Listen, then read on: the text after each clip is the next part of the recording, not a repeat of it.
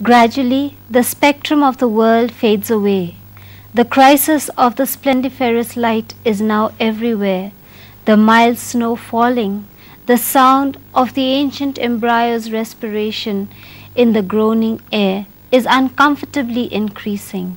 From the rough, dry wilderness of the Para Bengal to the wild, barren land of Uttar Patha and the exploded igneous rocks in the Prashtha, nowhere a single drop of blood in the artery of this vast country, only the acidulous pain.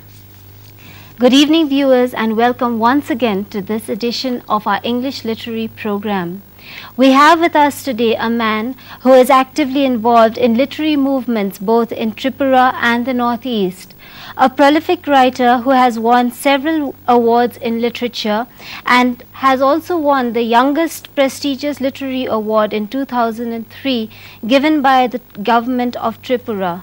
He has also written a number of books and composed a great number of poems. He is a poet with a passion who continuously tries to find the truth through self-introspections in the midst of clouds, rains, myths, mystics and hills.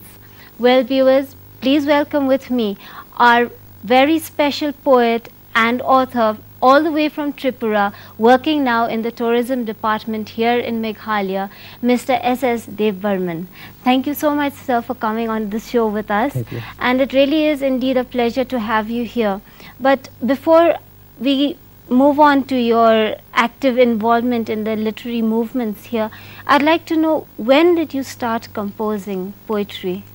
Actually, the process starts, you can say that intangible time, you know. Okay. I mean, I can tell you the time, I mean, with a technical sounds that so and so from so and so time I started writing poetry. Okay. But I think that no poets can say it like this, that they have started writing poetry since the so and so time age. So I mean, it is a process.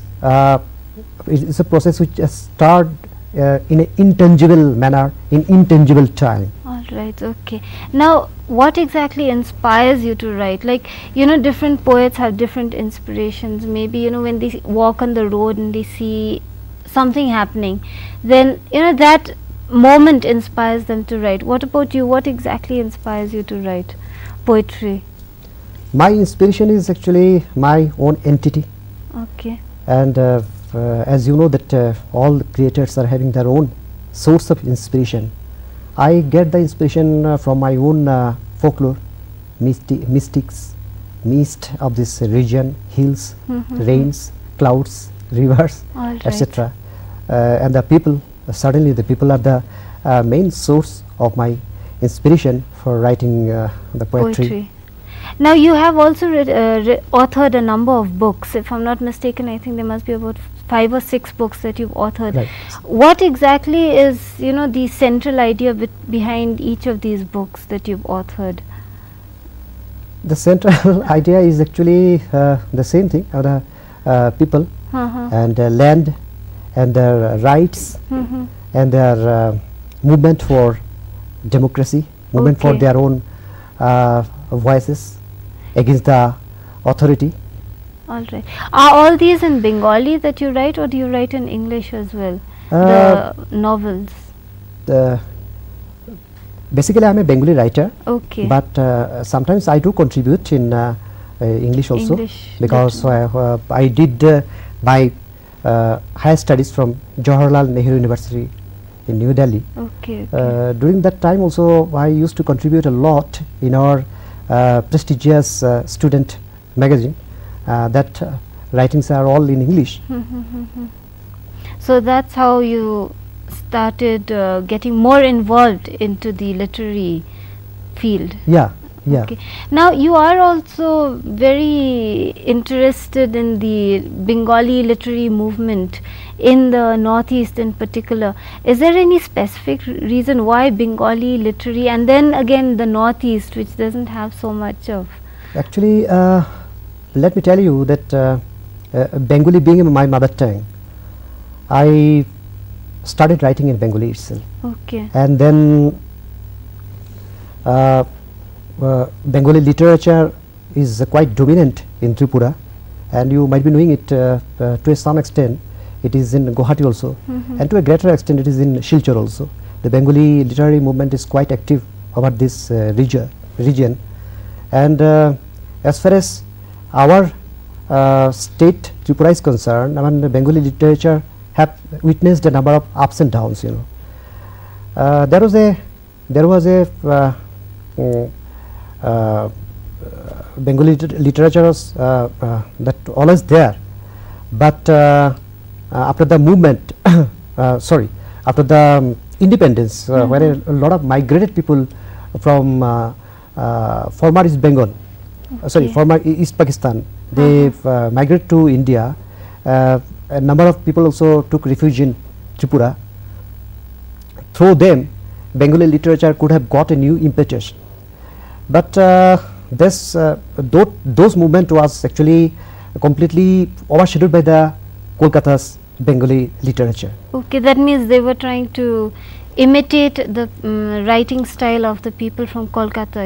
Exactly. At the same time, apart from the technicalities, there are certain other reasons also, because that time Bengalis in this region, not in Tripura, even Guwahati and Silchar also, and even Shillong also, because you might be knowing that there are considerable number of Bengalis are living in Shillong also.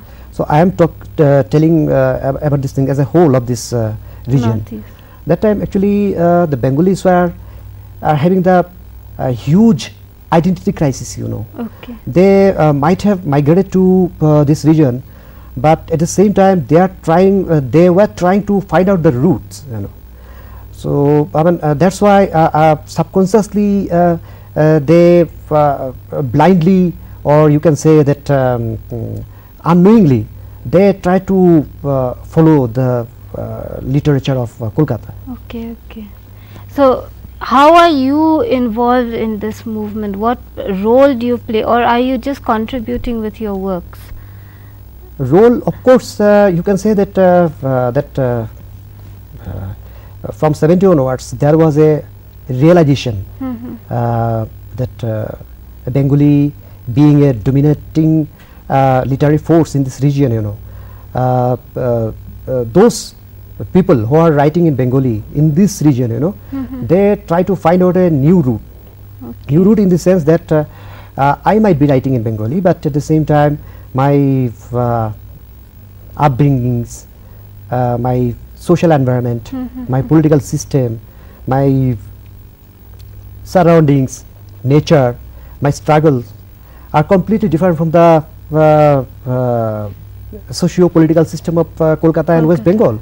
Okay. So why should I? What is your contribution to this movement? You as a person. That's what I'm saying. So as I started writing consciously, then I realized that I have to write about my own people.